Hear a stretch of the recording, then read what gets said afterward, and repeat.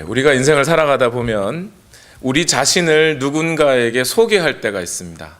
또는 내가 누구인지를 증명해야 할 때가 있죠.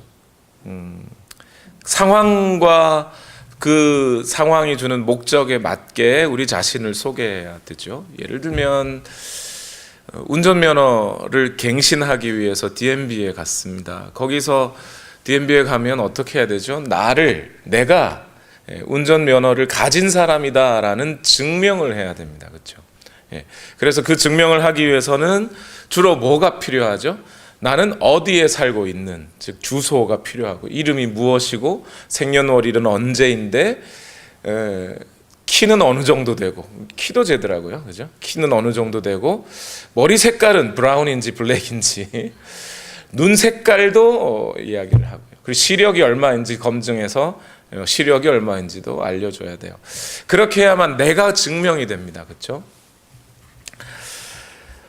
미국에 들어올 때도 마찬가지예요. 미국에 우리가 입국해서 다들 들어오셨을 테죠. 물론 여기서 태어나신 분도 있으시겠지만 대부분은 그 입국 심사대를 거쳐서 미국이라는 나라에 들어오셨을 겁니다. 그렇게 미국이라는 나라에 들어오실 때 대부분은 뭐죠? 내가 누구인지를 증명해야 됩니다.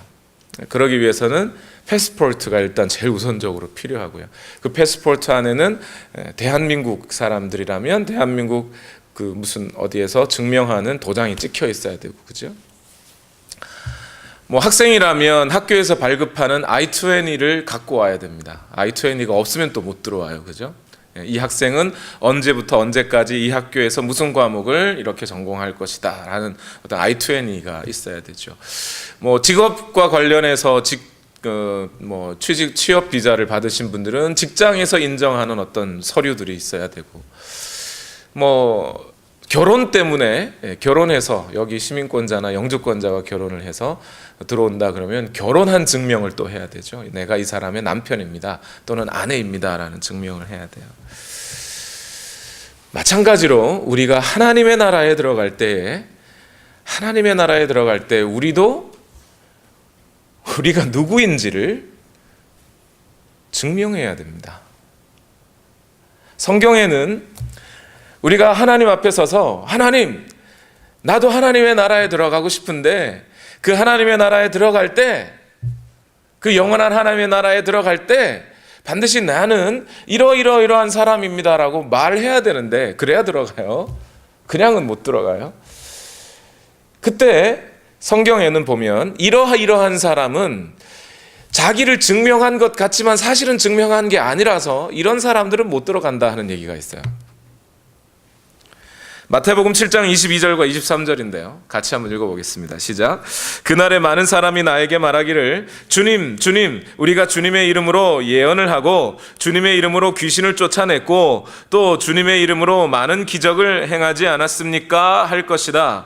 그때 내가 그들에게 분명히 말할 것이다. 나는 너희를 도무지 알지 못한다. 불법을 행하는 자들아, 내게서 물러가라. 주님의 이름을 가지고 귀신도 쫓아내고 기적도 행하고 예언도 했는데 이런 것 가지고는 천국에 들어가지 못한다는 거예요. 예수님이 난 니네를 도무지 알지 못한다. 그런 걸로 너희를 증명하려 들지 마라. 이런 거죠. 그럼 뭘로 증명을 해야 됩니까, 우리는? 성경에는 역시 우리가 우리 자신을 증명할 만한 어떤 내용이 있어요. 그것을 알려주셨어요. 요한복음으로 말하면 어떻게 되는 거죠? 나는 양이고 너희는 나는 예수님이 양이 아니죠. 예수님이 나는 목자요 너희는 양이다. 양들은 목자의 음성을 듣는다. 이렇게 얘기했어요. 그러니까 오늘 우리가 하나님의 나라에 들어가기 위해서는 하나님 보십시오. 예수님은 목자시고 내가 그분의 양입니다를 증명할 수 있어야 되죠.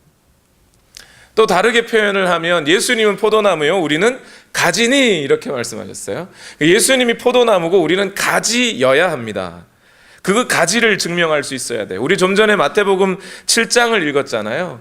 그 마태복음 7장에서 뭐라고 하냐면 나더러 주여 주여 하는 자, 예수님을 주라고 부르는 자들마다 다 천국에 들어갈 것이 아니라 하나님의 뜻대로 행하는 자라야 들어갈 수 있다 이렇게 돼 있어요. 그래서 하나님 내가 주의 뜻을 하나님의 뜻을 행하였습니다 라고 말할 수 있어야 된다는 거예요. 그것이 우리를 천국에 합당한 사람이라고 증명할 수 있다는 거예요. 겁나죠, 갑자기, 그죠? 이런 이야기들은 조금 이제 옆에다 옮겨놓고 이제 본문으로 조금 더 깊이 들어가면서 오늘 본문은 우리가 우리 자신을 증명하고 내가 누구라고 밝혀주는 게 아니고 방향이 정반대예요. 오늘 본문은 누가가 오늘 그 누가복음이라고 하는 편지를 받는 수신자들에게 대표적으로 데오빌로라는 사람이 있죠. 그 수신자들에게 예수님이 누구신지를 소개해 주는 장면이에요. 그 사람들에게, 이 누가복음을 읽는 독자들에게 대부분은 이방인들이거나 또는 이방 지역에 살던 유대인들이거나 그런 사람들일 겁니다. 그런 사람들에게 예수 그리스도를 소개하고 예수 그리스도가 누구인지 알려주어 그 예수 그리스도를 믿고 받아들임으로써 영생을 얻게 할 수 있도록 하는 내용이에요. 그것이 오늘 예수님의 침례 장면입니다. 미리 말씀드리지만 예수님의 침례 장면에서 누가는 예수님의 침례 그 자체에만 집중하지 않아요. 잘 읽어보면 그 침례라고 하는 침례식을 통해서 과연 어떤 일이 일어났는가에 더 집중하고 있어요. 침례식 자체보다는 침례식을 통해 이루어졌던 일, 그리고 그 침례식을 통해 드러나게 된 예수 그리스도가 누구인가에 대해서 우리에게 설명을 해주고 있어요.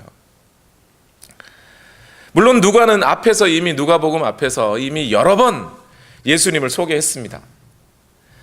첫 번째로는 마리아에게 수태고지를 하는 천사들의 음성을 통해 예수가 누구인지를 설명해 주셨어요. 두 번째는 마리아가 엘리사벳에게 방문했을 때 엘리사벳이 마리아를 환영하면서 축복하는 말 속에서 거기서 또 예수님에 대한 소개가 있었어요. 세 번째로는 목자들에게, 들판에서 잠을 자고 있는 목자들에게 천사들이 나타나 예수가 낫다고 하는 것을 알려주면서 예수님이 누구신지 알려주셨어요. 또 네 번째로는 성전에서 예수님이 8일 만에 할례를 받으시고 또 성전 성결 예식을 할 때 성전에 있던 시므온이라고 하는 나이 많은 이 선지자 격이 되는 사람과 안나라고 하는 여자 선지자를 통해서 예수님에 대한 예언이 또 있었어요. 다섯 번째로는 청소년, 예수님이 12살쯤 되었을 때에 성전에 올라갔다가 길을 잃죠. 예수님을 잃어버리죠. 그때 예수님을 찾아갔더니 예수님이 뭐라 그러죠? 내가 아버지의 집에 있어야 될 줄 모르셨습니까? 하면서 예수님 자신이 예수님이 누구인지를 밝혀주고 있죠. 또 여섯 번째로는 우리가 지금 오늘 예수님의 침례 장면에 들어가기 직전에 이 침례 요한이 예수님이 누구신지를 설명해 줬어요. 나는 이제 지금 물로 침례를 주지만 그분은 불과 성령으로 침례를 주실 분이다. 나는 그분의 신들매도 풀기에 감당치 못할 사람이다 라고 하면서 예수님이 누군지 소개를 해줬어요. 그런데 그러한 6가지의 소개와 거기에 덧붙여서 오늘 예수님의 침례와 또 다음 주에 우리가 알아보게 될, 저는 사실은 오늘 침례와 예수님의 족보까지 다 설명을 하려고 했는데요. 왜냐하면 같은 주제라서. 근데 설교를 준비하다가 족보는 빼버렸어요. 족보는 다음 주에. 그거 다 설명하려면 또 1시간 걸릴 것 같아서 오늘은 침례만 놓고 이야기를 하겠습니다. 7번째와 8번째 예수님의 소개 장면이에요. 그래서 오늘 본문을 통해서 우리는 예수님이 누구이신지를 분명히 알고, 첫 번째는 예수님이 누구시냐 이것을 알아야 되고요. 두 번째는 오늘 내가 믿고 내가 주인으로 삼고 있는 그 예수님이라는 분이 과연 누가가 소개하고 있는 이 예수님과 같은 분인지 확인하셔야 돼요. 예수님이 우리 눈에 지금 안 보이잖아요. 그죠? 누가가 예수님이 이런 분이야 라고, 이런 일들을 위해서 우리에게 오신 분이야 라고 우리에게 소개시켜주고 있는데, 내가 믿고 있는 예수님이 무당 같은 예수님이라면 내가 30년 40년 줄기차게 하루도 안 빠지고 교회를 와도 구원은 없는 거예요. 이상한 예수님을 모시고 있는 거기 때문에 저는 확실하게 지금 말씀을 드릴 수 있어요. 그래서 오늘 저와 여러분이 알아야 할 예수님, 그래서 우리 안에 있는 그 예수님, 내가 모셨다고 하는 그 예수님과 정말 이 성경이 말해주고 있는 예수님이 과연 같은 분인지 확인하십시오. 아니라면 큰일 납니다. 먼저 오늘 본문 누가복음 3장 21절과 22절 말씀 같이 한번 읽어보겠습니다. 시작. 백성이 모두 침례를 받았다. 예수께서도 침례를 받으시고 기도하시는데 하늘이 열리고 성령이 비둘기 같은 형체로 예수 위에 내려오셨다. 그리고 하늘에서 이런 소리가 울려왔다. 너는 내 사랑하는 아들이요 나는 너를 좋아한다. 한 목사님은 이 예수님의 침례 장면이 있는 누가복음 3장 21절과 22절의 말씀을 설교하시면서 이렇게 말해요. 이 두 구절 속에 이토록 강력하고 역동적이고 신적이고 위대하고 신학적이며 충분하고도 함축적이며 중요한 단어들이 이렇게 가득 차 있을 수가, 이렇게 얘기해요. 이 두 구절 속에. 여러분은 오늘 21절과 22절을 읽으시면서 어떻게 읽으셨습니까? 세번역으로 번역하니까 나는 너를 좋아한다고 좀 어색해 이렇게만 느끼셨는지요? 오늘 본문에서 우리가 주의해서 살펴봐야 할 내용이 있는데 제일 첫 번째 우리가 알아야 될 것은 뭐냐면 오늘 본문 가운데 등장하고 있는 하나님은 어떤 하나님이세요? 바로 삼위일체 하나님이라는 것을 발견하셔야 됩니다. 이 침례 장면을 가만히 들여다보면 그냥 예수님 자신이, 이 땅에 오신 성자이신 예수님 자신이 물속에 들어갔다 나왔다는 정도로 묘사하는 게 아니라 바로 그 상황에서, 그 시점에서 예수는 기도하시더니 하늘의 문이 열리고 성령이 비둘기와 같은 형체로 그 위에 내리시고, 그때 하늘로부터 소리가 있었으니 이는 내 사랑하는 아들이다 라고 이야기를 했다는 거예요. 바로 이 장면 속에 삼위일체 하나님이 동시에 등장하고 있다는 걸 우리는 눈여겨봐야 돼요. 성부 하나님은 아들에 대해서 증언하고 계시고, 성령 하나님은 성자에게 내리셔서 그에게 능력을 부여하고 계시고, 성자는 지금 침례를 받고 계시다는 거예요. 이 세 가지 사건이 오늘 21절과 22절에 동시에 한 자리에서 한 시점에 삼위일체 하나님이 동시에 드러나고 있다는 점이 우리의 눈여겨봐야 된다는 거죠. 왜 그러냐면 말이죠, 오늘 여러분 성경을 쭉 다 읽어보시면 성경 중에 삼위일체 하나님의 역사를 다 발견하실 수 있습니다. 그런데 삼위일체 하나님이 동시에 드러나시는 사건이 몇 되지는 않아요. 물론 하나님의 구속의 역사는 그 삼위일체 하나님의 모든 함께 협력하신 공동체적인 사역의 결과이긴 합니다만, 어쨌든 한 장면에서 이처럼 삼위일체 하나님이 동시에 딱 드러나는 경우는 흔하지가 않아요. 그런데 이 동시에 드러난다는 것이 왜 중요하냐면, 옛날부터 지금까지 전해 내려오는 기독교 안에 아주 쉽게 빠지기 쉬운 이단의 형태가 하나 있기 때문에 그래요. 이름하여 양태론이라는 이단이 있어요. 영어로는 모덜리즘이라고 하는 건데요. 옛날에 사벨리우스라고 하는 사람이 이 양태론을 가장 이렇게 체계적으로 주장한 사람이기 때문에 사벨리아니즘이라고도 합니다. 이름이 중요한 건 아니고, 이 양태론이라는 말은 여러분 지금 처음 들으셨을지 모르는데, 양태론이라는 이단은 여러 번 들어보셨을 거예요. 삼위일체 하나님을 설명하면서 삼위일체 하나님이 어떤 거냐, 삼위일체가 어떤 거냐. 자, 저를 보십시오. 제가 우리 아이들에게는 아빠가 되고, 아내에게는 남편이 되고, 어머니 아버지께는 저는 아들이 됩니다. 그처럼 나는 한꺼번에 세 가지 역할을 다 감당합니다. 이것이 삼위일체론입니다 라고 설명하는 것을 들어보신 분, 발가락 들으셔도 됩니다. 들기 싫죠. 그러면 양태론입니다. 이단이에요. 정확한 설명이 아니에요. 삼위일체론에 대한 정확한 설명이 아니죠. 저는 한꺼번에 아들도 됐다가 남편도 됐다가 또 아버지가 됐다가, 이게 삼위일체론이 아니에요.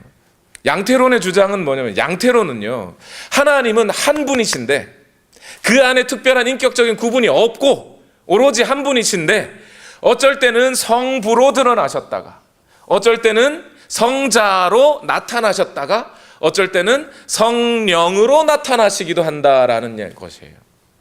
한 분이신데. 그래서 양태예요. 보여진다. 그래서 양태예요. 모양이 보여진다. 양태론이에요. 한 사람이 아버지도 되고 아들도 되고 남편이 되면 저 안에는 분리가 없잖아요. 그죠? 그냥 한 명이잖아요. 그건 양태론이라는 거예요.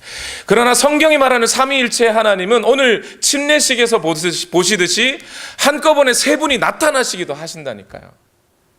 만약 그분이 한 분인데 어쩔 때는 성부, 어쩔 때는 성자, 어쩔 때는 성령으로 나타나신다 그러면 이렇게 한꺼번에 세 분이 나타나시는 경우는 있을 수가 없잖아요.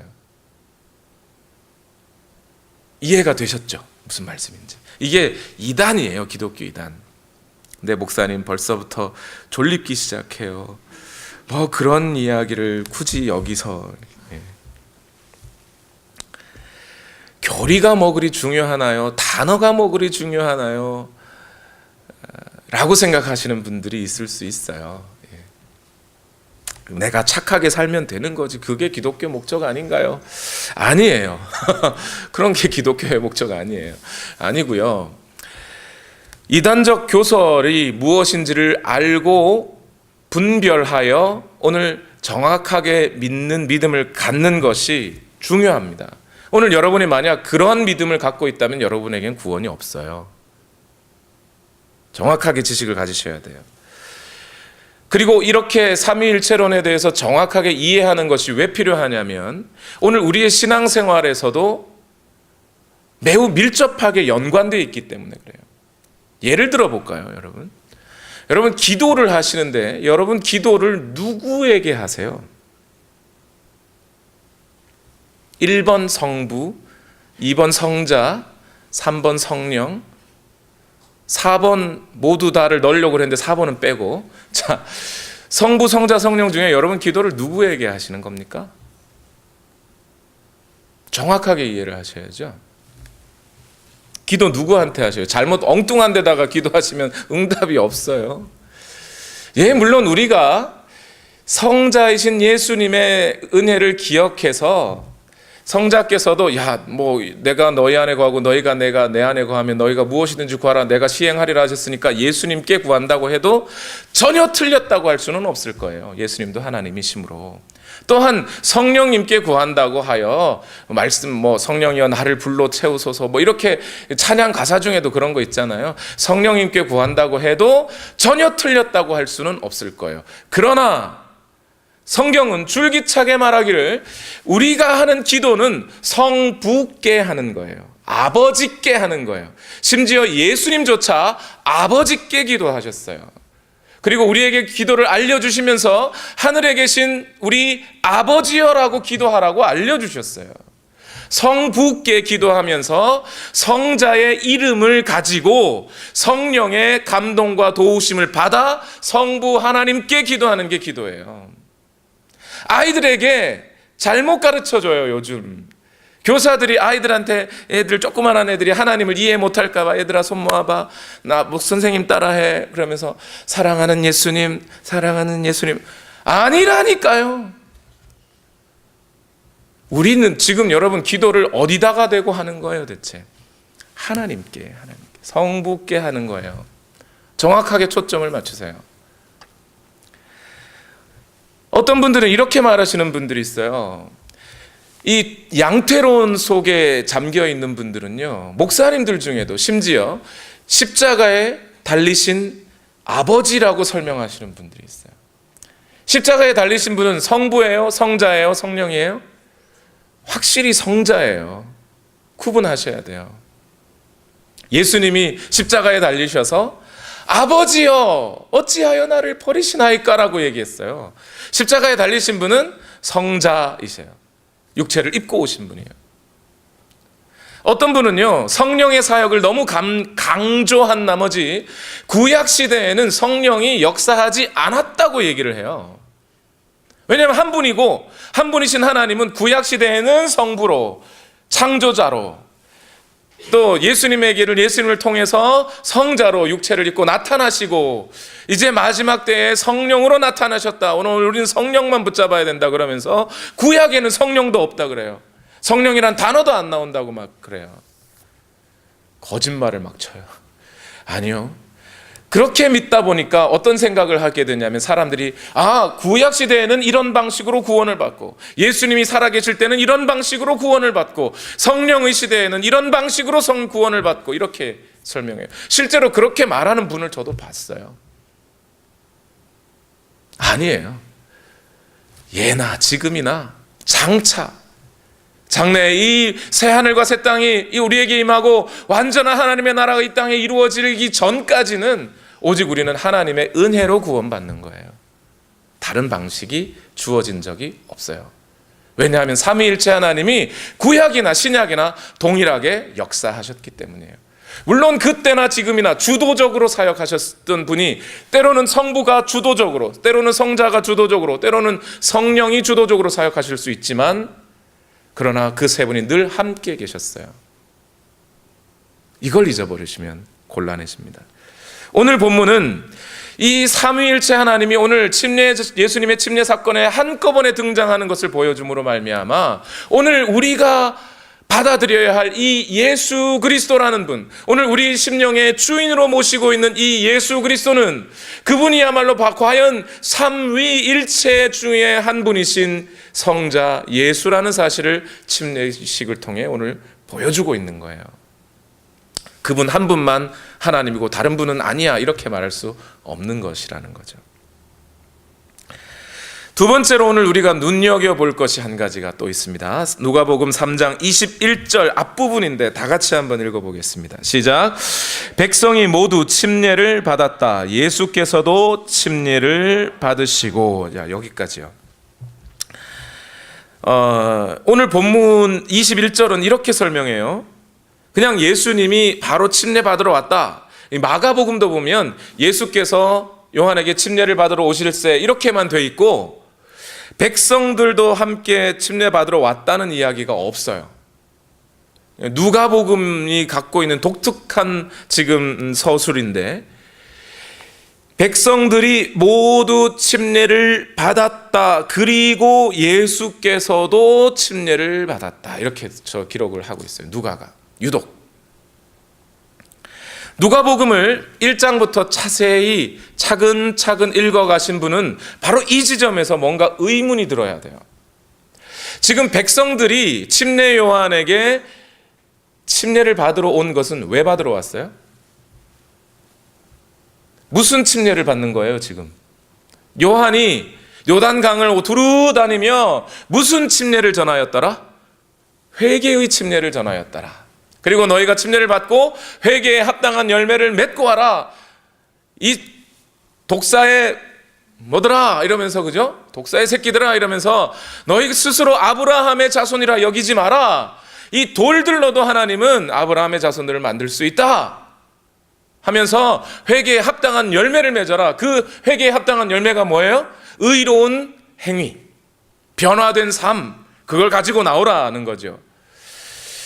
그러니까 백성들은 지금 회개의 침례를 받고 있는데, 원래 침례 요한이 주던 침례는 누구에게 주던 방식이에요? 이방인들이 유대인이 되고자 할 때, 유대 종교인이 되고자 할 때 받던 침례예요. 그 침례를 침례 요한이 주면서 회개하라라고 말했기 때문에 지금 요한을 향해 나오는 이 백성들은 뭐하러 오는 거예요? 지금 내가 이방인 같은 놈입니다. 나는 저런 놈입니다. 나는 죄인입니다. 내가 회개합니다. 나도 좀 받아주십시오 하면서 나오는 거란 말이에요. 백성들이 그렇게 나와 요한으로부터 회개의 침례를 받고 예수님도 그렇게 받았더라, 이렇게 되는 거예요. 그럼 우리 안에 의문이 하나 생겨야죠. 무슨 의문이요? 예수님은 왜 받아요? 아니, 다른 사람들은 다 그렇다 치고, 죄인이니까 받아야 된다 치고, 예수님은 죄 없으신 분이라고 알고 있는데 그분은 왜 침례를 받는 거예요? 왜? 여러분 왜 받는 것 같으세요? 예수님이? 저 졸릴지 모르니까 물어봐야 돼요. 오늘 하루 종일 할 거예요. 밤새 할 거예요. 각오를 하세요.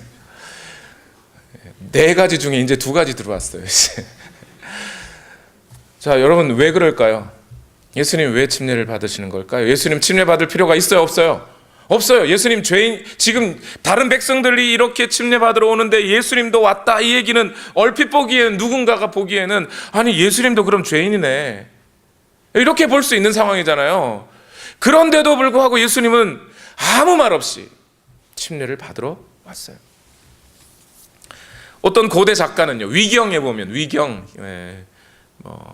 히브리서의 위경이 있는데요, 그 위경에 보면 뭐라고 하냐면, 이 침례 요한이 요단강에서 침례를 주니까 예수님의 어머니가 얘들아, 형제들아, 예수님과 형제들에게 형제들아, 얘들아, 저기 침례 요한이 저기 이 회개의 침례를 준단다, 우리 다 같이 받으러 가자. 그러니까 예수님도 따라 나섰다라고 기록을 하고 있대요.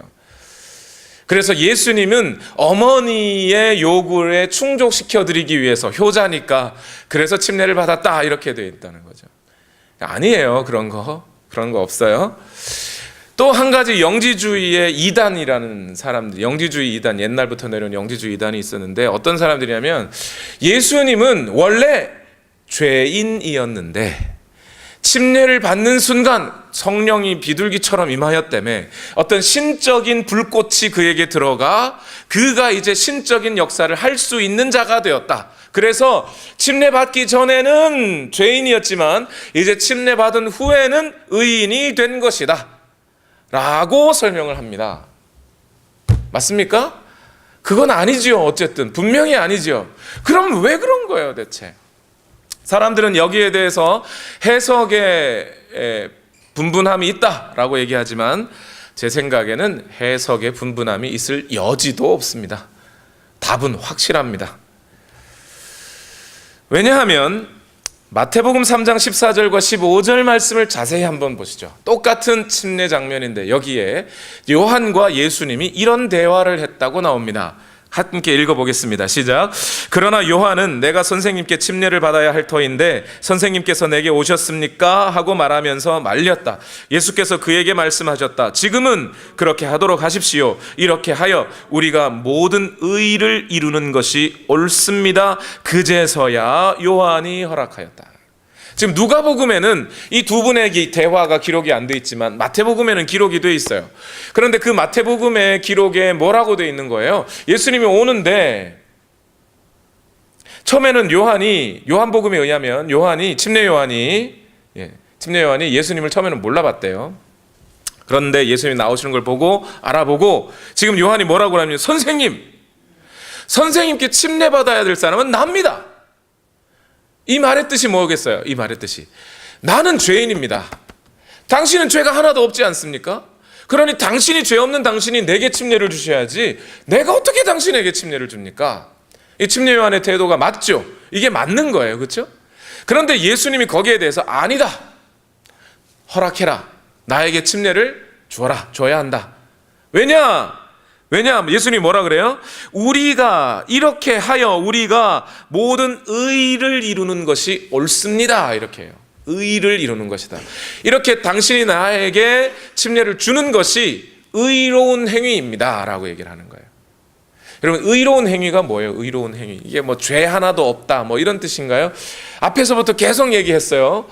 사가랴와 엘리사벳 할 때 사가랴는 어떤 자였더라? 의로운 자였더라. 시므온 이야기할 때 시므온 의로운 자였더라. 안나는요 의로운 여자 선지자였더라. 이런 얘기했어요.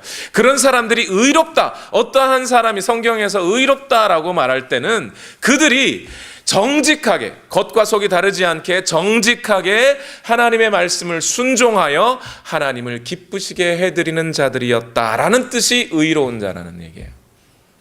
마찬가지로 요한이 침례를 줄 때 너희가 회개에 합당한 열매를 맺고 와라 이랬어요. 그렇죠? 그때 그 회개에 합당한 열매가 뭐죠?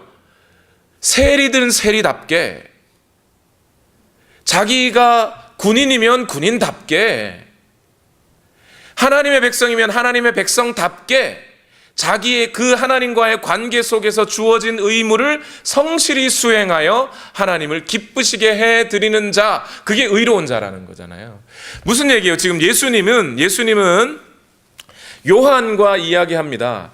요한, 당신이 내게 침례를 주는 이것이 하나님이 우리를 향하신 뜻을, 하나님이 우리에게 향하신 뜻을 이루는 것이고, 순종하여 이루는 것이고, 성실히 수행하는 것이고, 그래서 하나님을 기쁘시게 해드리는 의로운 행위가 되는 것입니다 라고 예수님이 지금 요한에게 말을 하고 있는 거예요. 그러면 이게 왜 의로운 행위가 되냐면, 요한복음 1장 33절 말씀 다 같이 읽어보겠습니다. 시작.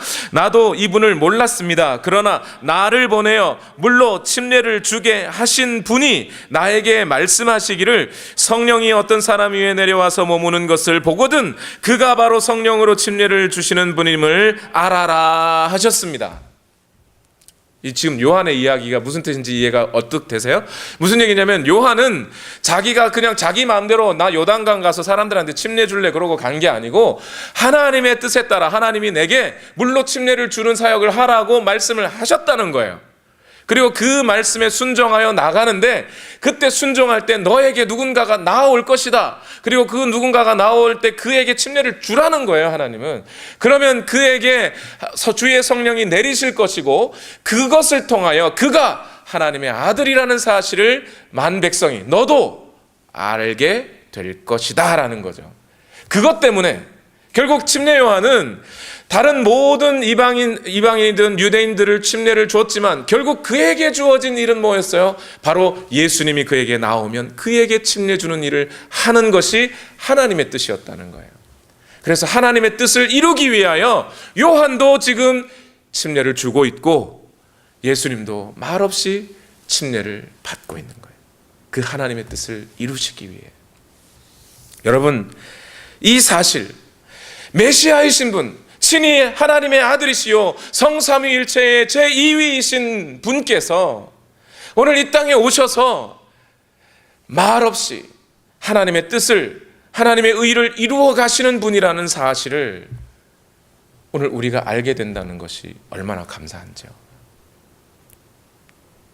그분이 우리 사춘기 청소년들처럼 내 인생 내가 살아요 뭐 이러면서, 아버지가 뭐라 하든 내 인생은 나의 것 뭐 이러면서 내 마음대로 살 거예요 그랬다면, 그래서 하나님의 의를 이루시는 분이 아니었다면 오늘 우리에게는 구원이 임할 수 없는 것이죠.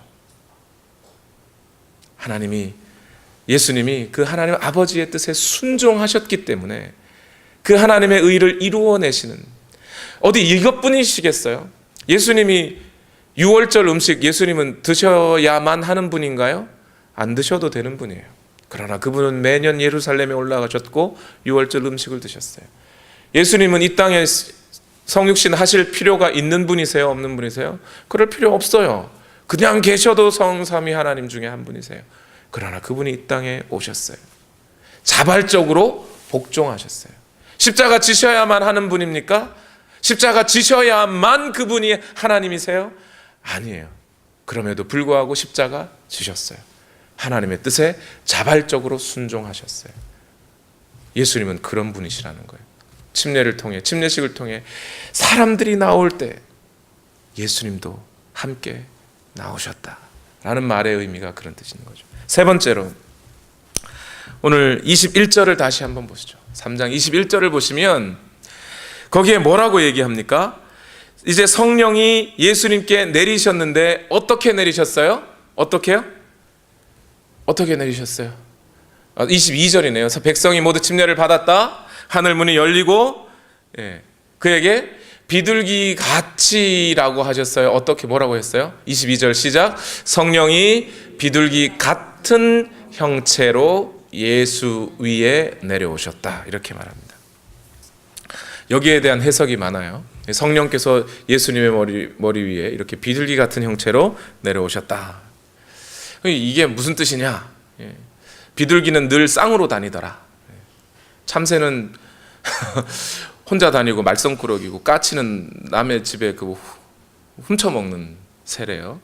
한국에서는 뭐 손님 오는 새지만 비둘기는 쌍으로 다니니까 얼마나 보기 좋냐. 그래서 평화의 상징. 그래서 성령은 평화의 상징이시구나. 그래서 찬송가에도 그런 거 있잖아요. 비둘기같이 온유한 은혜의 성령 오셔서, 이렇게. 이 부분이 그런 뜻인가요? 또 어떤 분들은 이렇게 해석해요. 새들은 하늘을 날기도 하고 땅에도 앉기도 하고, 그리고 하늘과 땅을 이렇게 연결해 주는 거 아니냐. 그러니까 성령도 하늘나라와 땅을 연결해 주시는, 땅의 나라를 연결해 주시는. 참 갖다 붙이기도 잘 갖다 붙이셔요. 그런데 오늘 이 다른 복음서에서 보고하고 있는 침례식의 장면을 잘 들여다보면 오늘 누가가 강조하고 있는 내용이 보입니다. 마태복음 3장 16절 다 같이 읽겠습니다. 시작. 예수께서 침례를 받으시고 곧 물에서 올라오셨다. 그때 하늘이 열렸다. 그는 하나님의 영이 비둘기 같이 내려와 자기 위에 모으는 것을 보셨다. 그러니까 예수님이 봤다는 얘기예요. 그죠? 예수님이 비둘기같이 성령이 내려오는 것을 예수님이 봤다, 이런 뜻이에요. 마가복음 1장 10절 같이 읽을까요? 시작. 예수께서 물속에서 막 올라오시는데 하늘이 갈라지고 성령이 비둘기같이 자기에게 내려오는 것을 보셨다, 이렇게 되어 있어요. 이것도 역시 예수님이 자기에게 내려오신 걸 봤다, 이런 표현이죠. 누가복음을 보세요. 누가복음 3장 22절 시작. 성령이 비둘기 같은 형체로 예수 위에 내려오셨다, 이렇게 되어 있어요. 예수님이 봤다가 아니고 객관적인 사실로서 성령이 비둘기 같은 형체로 예수님께 내려왔다라고 객관적인 사실로 설명을 하고 있다는 거예요. 마태복음과 마가복음은 물에서 올라오실 때 성령이 임하시는 것을 예수님이 봤다, 이런 거고요. 누가복음은 실제로 그런 일이 있었다라고 얘기를 하는 거예요. 그래서 성령이 비둘기와 같은 형체로라는 단어를 썼어요. In a form of 비둘기 이런 시죠. 이게 무슨 얘기예요? 지금 누가는 이 사건이 실제로 이루어졌다, 실제로 있었다, 객관적으로 누가 봐도 그러한 일이 있었다고 이야기를 하는 거예요. 왜 이렇게 강조를 하는 걸까요? 우리가 앞에서 읽은 요한복음 1장 32절에서 34절 말씀을 다시 한번 볼게요. 요한복음 1장 32절에서 34절. 요한이 또 증언하여 말하였다. 나는 성령이 비둘기같이 하늘에서 내려와서 이분 위에 머무는 것을 보았습니다. 나도 이분을 몰랐습니다. 그러나 나를 보내어 물로 침례를 주게 하신 분이 나에게 말씀하시기를 성령이 어떤 사람 위에 내려와서 머무는 것을 보거든 그가 바로 성령으로 침례를 주시는 분임을 알라고 하셨습니다. 그런데 나는 그것을 보았습니다. 그래서 나는 이분이 하나님의 아들이라고 증언하였습니다. 이렇게 얘기해요. 요한복음에는 뭐라고 그러죠? 침례 요한이에요. 이 사람은 침례 요한이 예수님이 침례를 딱 받으시는데 성령이 비둘기같이 임하는 것을 내가 봤습니다, 이렇게 말해요. 요한이 받고 하나님께서 말씀하시기를 그 성령이 비둘기같이 임한 그분이야말로 우리에게 성령으로 침례를 주실 분이라는 것을 알려주셨습니다. 그래서 내가 이 사건을 증언합니다, 이렇게 얘기하죠. 이 요한의 세 구절에 해당하는 단어를 누가는 압축해서 한마디로 딱 표현한 거예요. In a bodily form of 비둘기, 이렇게. 성령이 비둘기의 형체로 임하셨다라고 설명을 하는 거예요. 누가가 얘기하는 거예요. 누가가 객관적으로 이 일이 일어났다. 그분이야말로 뭐라는 거예요? 성령으로 침례를 주실 분이다 라는 거죠. 그런데 이 누가복음은 누가가 지었어요? 맞아요? 누가 지었어요? 누가가 지었어요. 맞아요. 그럼 사도행전은 누가 지었어요? 누가가 지었어요. 사도행전에도 이와 비슷한 이야기가 있어요. 몇 장일까요? 사도행전 2장에 예수님의 제자들이 예루살렘에 머물러 있을 때 하늘로부터 급하고 강한 바람 같은 소리가 있어 기억하시나요? 멍하시죠? 사도행전 2장 2절에서 4절 다 같이 읽겠습니다. 시작. 그때 갑자기 하늘에서 세찬 바람이 부는 듯한 소리가 나더니 그들이 앉아있는 온 집안을 가득 채웠다. 그리고 불길이 솟아오를 때 혓바닥처럼 갈라지는 것 같은 혀들이 그에게 나타나더니 각 사람 위에 내려 앉았다. 그들은 모두 성령으로 충만하게 되어서 성령이 시키시는 대로 각각 방언으로 말하기 시작하였다. 거기까지. 예수님의 제자들도 주의 성령이 불의 혀같이 갈라지는 것 같은 것이 그들의 머리 위에 임하여 있을 때 그들이 성령으로 충만하여지고 능력을 입어 복음 전할 자가 되었던 거예요. 똑같이 지금 누가는 예수님에게 비둘기 같은 형태로 예수님에게 주의 성령이 임하여 그 예수라는 분이 어떤 사람이 되는 거예요? 이제 성령의 능력을 힘입는 입는 자가 되었다는 얘기예요.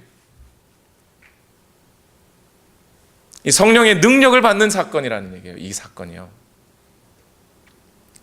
근데 왜 하필 비둘기예요? 참새도 있고 꿩도 있는데 왜 하필 비둘기일까요?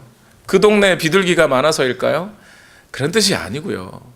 비둘기가 뭐 하는 동물이에요? 성경적으로, 구속사적으로 보면요. 제물이잖아요. 제사 지낼 때 쓰는 동물이잖아요. 날마다 그들의 죄를 해결해 줄 수 있는 동물이잖아요. 즉, 성령께서 오늘 어떻게 형체가 임했는지 모르지만 누가는 그 사건을 비둘기 같은이라고 붙임으로써 이 예수 그리스도가 장차 앞으로 해나갈 구속사적인 사역은 비둘기와 같이 그 스스로가 제물이 되어 오늘 우리의 죄를 해결해 주는, 그래서 오늘 주의 성령의 능력을 힘입어서 이 모든 사역들을 행해 가실 분이라고 알려주고 있다는 거예요. 요한은 자기를 물로 침례줄 사람이라고 그랬어요. 물로 침례주는 거, 물로 침례 100번, 수백 번, 수천 번, 수만 번을 들어가도 그냥 그 자체로는 구원이 없어요. 더 핵심은 뭐예요?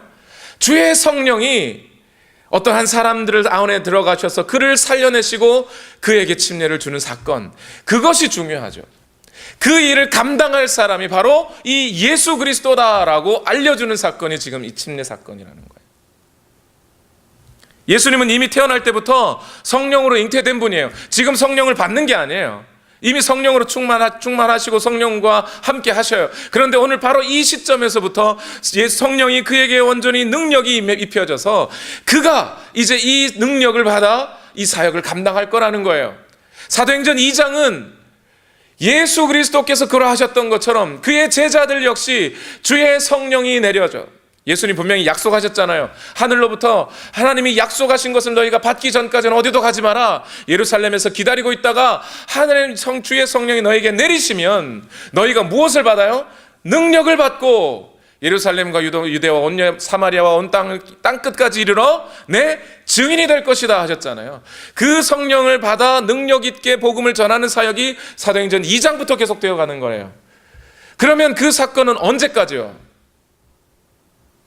예수님이 다시 오실 그날까지 계속 있는 거예요. 오늘 저와 여러분이 눈뜨고 있는 바로 이 자리에서도 주의 성령이 오늘 저와 여러분에게 임하여 우리를 그 하나님 나라를 확장하는 일에 써주실 것이라는 것이 이 오늘 말씀의 약속, 우리는 이 말씀을 통해서 우리까지 볼 수 있는 거죠. 이것이 성령이 임하셨다는 것이 의미예요. 예수님은 그 사역을 하신다는 거죠. 마지막으로 한 가지만 더 보겠습니다. 누가복음 3장 22절 다 같이 읽겠습니다. 시작. 성령이 비둘기 같은 형체로 예수 위에 내려오셨다. 그리고 하늘에서 이런 소리가 울려왔다. 너는 내 사랑하는 아들이요 나는 너를 좋아한다. 마지막으로 성부께서 이 아들에 대해서 코멘트를 딱 하십니다. 이는 내 사랑하는 아들이다. 내 사랑하는 아들이다. 이 사랑하는 아들이다라고 하는 이 주제는 후에 예수님의 족보에까지 연결이 되어 있습니다. 그건 그때 가서 하도록 하고요. 그 설명은 다 하지는 않겠습니다. 오늘 여러분께 한 가지 질문만 드리면서 말씀을 좀 마무리하려고 하는데, 여러분, 하나님께서 예수님을 향하여 이는 내 사랑하는 아들이다 하는 이 말씀을 저와 여러분은 어떻게 듣습니까?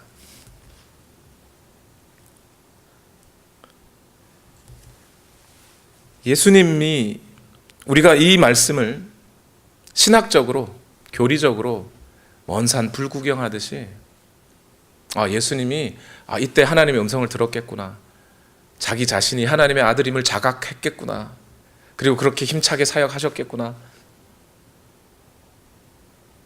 그렇게만 들으면, 이해하면 우리하고 무슨 관계입니까? 그런데 이 예수가 어떤 분이라고요? 삼위일체 하나님이시요 이 땅에 오셔서 아무 말 없이 하나님의 뜻에 순종하여 의를 이루시는 분이시요, 또한 성령의 충만함을 받아 그 능력으로 하나님의 나라를 확장해 가시는, 하나님 나라의 진정한 주인으로 이 땅에 오셔서 누구든지 회개하고 하나님의 나라를 받아들이는 자들에게 또한 하나님의 나라의 백성이 되게 하실, 그 문을 열고 닫으실 만한 힘과 권세를 가지신 분이 우리를 위하여 죽어주신 예수님이 누구라고요? 하나님의 사랑하는 아들이라고요. 그 이야기를 듣는 우리는 하나님에 대해, 예수님에 대해 어떤 태도를 갖는 게 맞습니까? 사람이 살다가 보면 누군가가 나에게 짜장면을 사주면 나는 꼭 짬뽕으로 갚아야겠다, 그런 생각이 들지 않습니까? 근데 나를 위해 죽어주신 분이, 오늘 나를 하나님 나라의 백성으로 나를 인정해 주신 분이, 나를 위해서 생명을 아까운 것으로 여기지 않고 십자가에 달려 죽기까지 하신 분이 하나님의 아들이랍니다. 하나님의 사랑하는 아들이랍니다. 그 은혜를 내가 받았다는 것이 확실하다면, 그분이 하나님의 아들이라는 사실을 내가 진짜 믿는 사람이라면 말이죠, 그냥 교리적으로 동의하는 것 말고 인격적으로 그분이 진짜 나를 위해 죽어주신 분이 맞고, 나를 위해 죽어주신 그분이 진짜 하나님의 아들이라는 사실이 오늘 내가 진짜 믿어진다면 말이죠, 교회 와서 삐치는 게 말이 됩니까? 예배하러, 어떤 분들은 그래요. 목사님 삐졌어요. 왜요? 예배 일찍 오라면서요. 더 일찍 못 오는데. 그거 삐치는 게 말이 됩니까? 나를 위해 죽어주신 그 예수 그리스도를 기억하고 그를 보내신 분, 그 사랑하는 아들을 보내신 분이 하나님이신데 그 하나님께 찬양하고 예배하자는데 예배 오라 그랬다고 삐친다는 게 말이 돼요?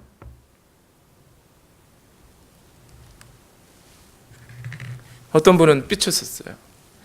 목사님이 새 가족들만 사랑하신다고 삐쳐서 교회 안 나오신대요. 저는 다시 묻고 싶어요. 당신 진짜 십자가에 달려 죽으신 분이 하나님의 아들이라는 사실을 믿습니까? 진짜 믿습니까? 믿으면 그렇게 삐칠 수 있습니까?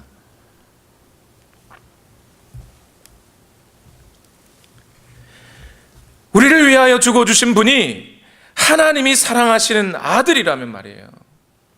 내가 살다가 내가 잘못해서 남의 집 아들 손가락 끝에 가시라도 찔리게 했으면 그 아버지 앞에 얼마나 미안한가요?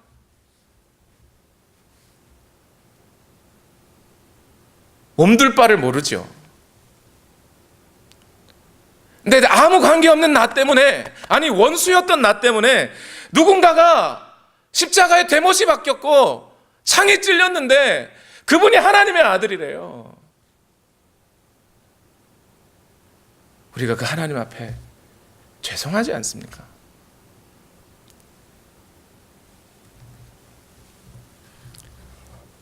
어떤 후배 목사는 저보고 목사님 사역을 좀 살살 하시라고,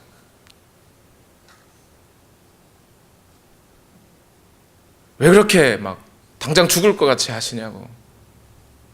설교도 좀 짧게 하시고 소리도 좀 덜 지르시고, 그러다가 번아웃 된다고.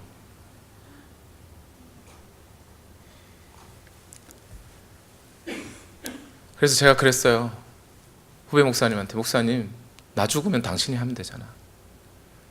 나 이렇게 목회하다가 죽으면 당신이 해. 나는 그러고 싶어. 나를 위해 하나님이 아들을 주셨다면, 그 하나님이 오늘 내게 목회라는 것을 하게 하셨다면, 내게 주의 복음을 전하는 일을 맡기셨다면 어찌 설렁설렁 할 수가 있어? 어떻게 살살할 수가 있어? 그것이 하나님이 내게 맡기신 일이라면 어떻게 진지하지 않게 할 수 있어? 어떻게 목회가 내 돈 버는 직업이 될 수 있어? 어떻게 교회에서 하는 사역이 내 달란트 좀 늘려보는 재능 기부하는 것이 될 수가 있어? 어떻게 하나님 앞에 박수 한번 치는 것이 내 손 따가워서 못 치는 것이 될 수가 있냐 이 말이에요. 어떻게 하나님 앞에 찬양하는 것이 그 한 목소리가 목 아파서 말 못하는 목소리가 될 수 있어? 어떻게 하나님의 말씀을 전하는 것이 생명이 아닐 수가 있어? 거기에 어떻게 목숨을 안 걸 수가 있어? 말이 안 되는 거지.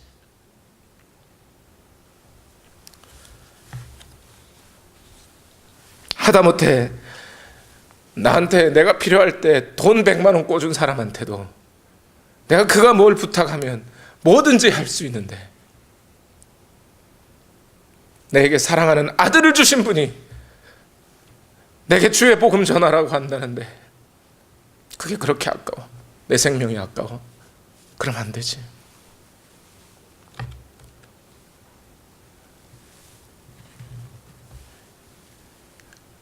여러분, 우리의 예배가 어떠해야 됩니까? 우리가 하나님 앞에 하는 것이 어떠해야 됩니까, 여러분? 우리가 하나님 앞에 하는 예배나 찬송이나 기도가 부담이 된다는 게 말이 됩니까? 기도가 힘들다는 게 말이 돼요? 주의 직분을 감당하는데 힘들어서 나 지쳐요, 번아웃 돼요, 그런 게 말이 되냐고요. 예, 힘들 수 있어요. 영적으로 침체될 때가 있어요. 어려울 때가 있어요. 이해돼요. 그 모르는 바는 아니에요. 그 말 뜻이 뭔지 몰라서 하는 얘기가 아니에요.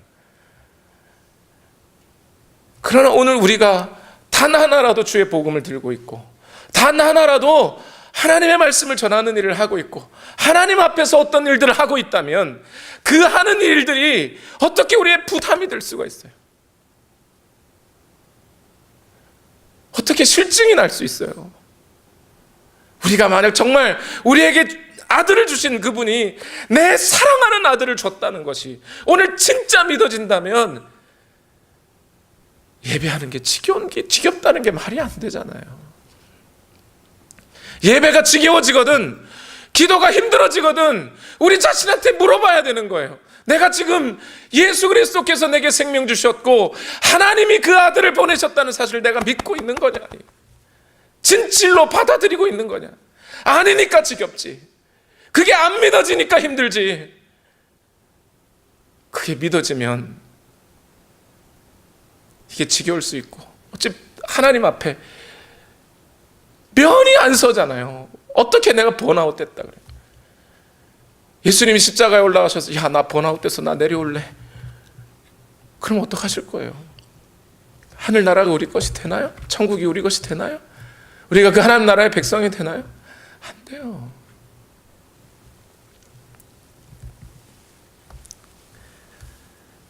우리에게 성령을 주시고 하나님의 나라를 위하여 살게 하시고 생명을 주셔서 그 영원한 나라를 기대하고 고대할 수 있게 하시고, 잠시 왔다 사라지는 안개와 같은 인생 속에서도 방황하던 나에게 영원한 삶을 향한 소망을 주시고 인생의 목적을 발견하게 하시고, 경제적으로 어떠하든 관계적으로 어떠하든 그럼에도 불구하고 영원한 그 하나님의 나라를 향하여 소망을 가질 수 있는 나에게 이 모든 일들을 해주셨던 하나님을 기억한다면 하나님을 위해서 할 수 있는 작은 일 하나가 그것이 어찌 은혜를 갚는 것이 될 수 있겠습니까?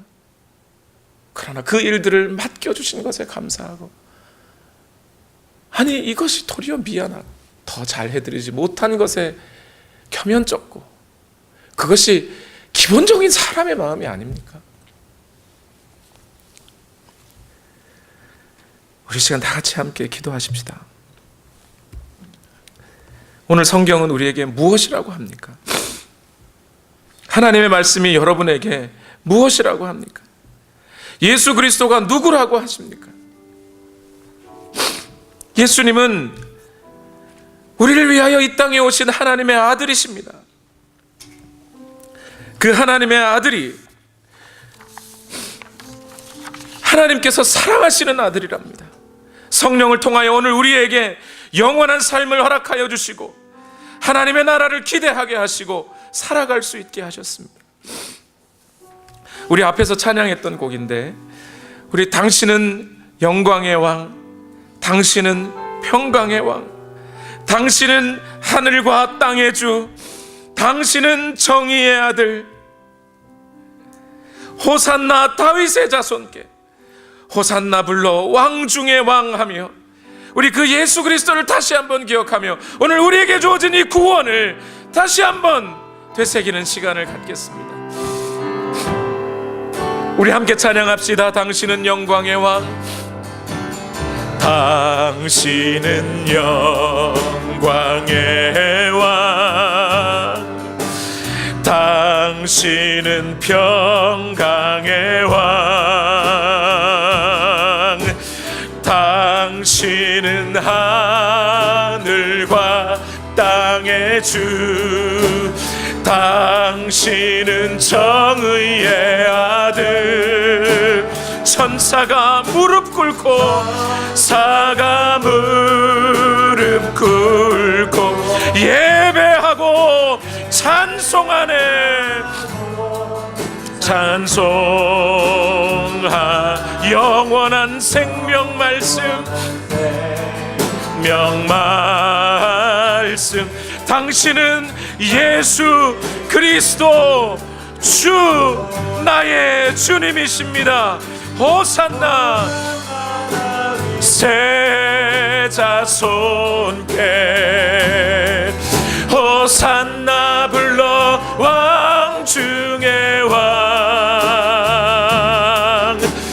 높은 하늘에 영광을 예수 주 메시. 호산나 다윗의 자손께 호산나 다윗의 자손께 호산나 불러 왕 중의 왕. 높은 하늘에 영광을 예수 주 메시아네. 다시 한번 고백합시다. 당신은 영광의 왕, 영광의 왕, 당신은 평강의 왕. 그 주님이 오늘 나를 위하여 이 땅에 오신 하나님의 아들. 당신은 하늘과 땅의 주, 당신은 정의의 아들. 아멘. 천사가 무릎 꿇고 사가 무릎 꿇고 예배하고 찬송하네. 찬송하 영원한 생명의 말씀, 명말. 당신은 예수 그리스도 주님이십니다. 할렐루야. 우리 그 주님을 전심으로 예배하며 찬양합시다.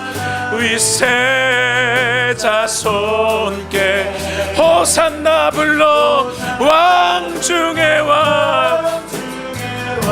높은 하늘엔 높은 하늘엔 영광을